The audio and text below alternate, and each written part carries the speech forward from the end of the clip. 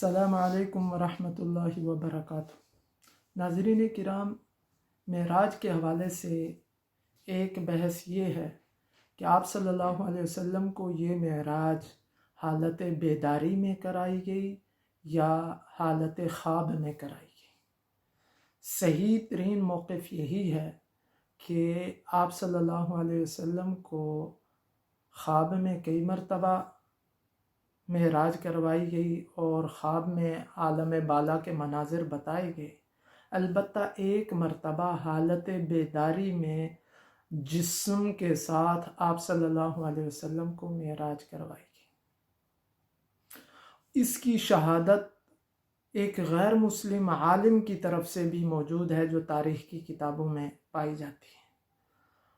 جیسا کہ عربی کا محاورہ ہے کہ الفضل ما شہدت بہ الاعداء، فضیلت تو یہ ہے کہ جس کی گواہی دشمن بھی دے۔ چنانچہ ایک مرتبہ نبی کریم صلی اللہ علیہ وسلم نے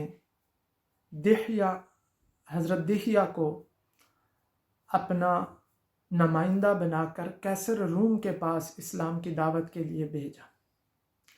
جب اس کے پاس آپ صلی اللہ علیہ وسلم کا خط مبارک پہنچا تو اس نے تحقیق کے لیے کچھ لوگوں کو بلانا چاہا کہ جہاں سے یہ خبر میرے پاس آئی ہے، یہ پیغام میرے پاس آیا ہے، دعوت آئی ہے، وہاں کے کچھ لوگ ہوں تو آ کر مجھے بتلائیں۔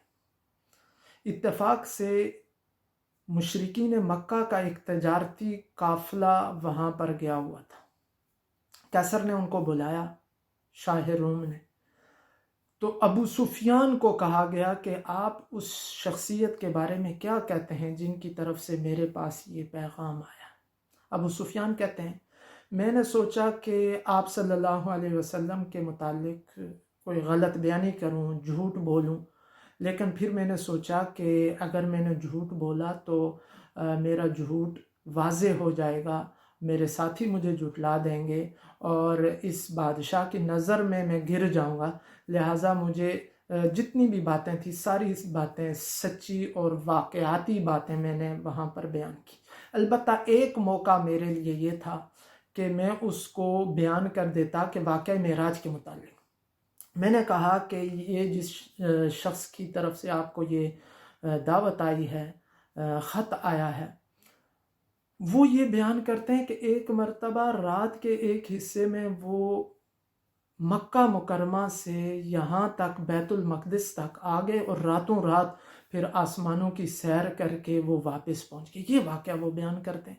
ابو سفیان نے کہا کہ میں نے سوچا کہ یہ واقعہ میں بیان کر دوں گا، یہ کہہ دوں گا ان کا دعویٰ آپ صلی اللہ علیہ وسلم کا، تو یہ کیسر روم خود ہی جھٹلا دے گا۔ جب اس نے یہ واقعہ سنا تو ادھر ہی اس کے پاس بیت المقدس کا سب سے بڑا عالم جس کا نام ایلیہ تھا وہ وہاں پر موجود تھا۔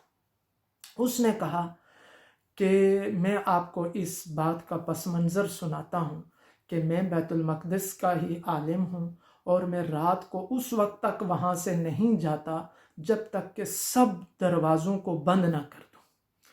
تو ایک رات کو یہ ہوا کہ میں نے سب دروازوں کو بند کیا لیکن ایک دروازہ مجھ سے بند نہیں ہو رہا تھا۔ میں نے پوری کوشش کی اس کو بند کرنے کی لیکن وہ بند نہیں ہو رہا تھا۔ پھر میں نے جتنے بھی وہاں پر لوگ تھے اور جو معمار، مستری اور بلڈر تھے ان لوگوں کو بلایا کہ وہ آ کر اس کو دروازے کو بند کریں۔ سب نے پورا زور لگایا تو دروازہ بند نہیں ہو سکا۔ انہوں نے یہ کہا کہ اس دروازے کے اوپر پوری عمارت کا بوجھ آ چکا ہے، یہ دروازہ بند نہیں ہو سکے۔ چنانچہ اس دروازے کو کھلا چھوڑ دیا گیا اور میں چلا گیا۔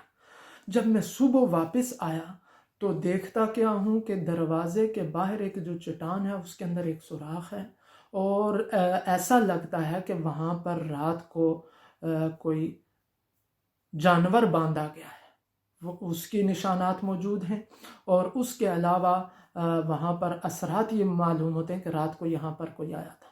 پھر میں نے اپنے جتنے بھی متعلقین تھے ان کو میں نے یہ بتلایا کہ شاید اس رات کو انبیاء کرام علیہ الصلاۃ والسلام کو یا کسی نبی کو یہاں پر لایا گیا اور اس نے آ کر یہاں پر کوئی عبادت کی ہے، اس لیے اس رات کو یہ دروازہ کھلا رکھا گیا اور ہم نے پوری کوشش کے باوجود اس کو بند نہیں کر پائے۔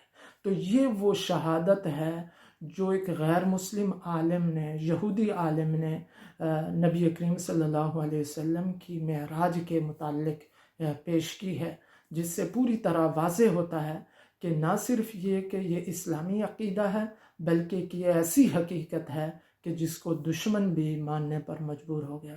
والسلام علیکم ورحمۃ اللہ وبرکاتہ۔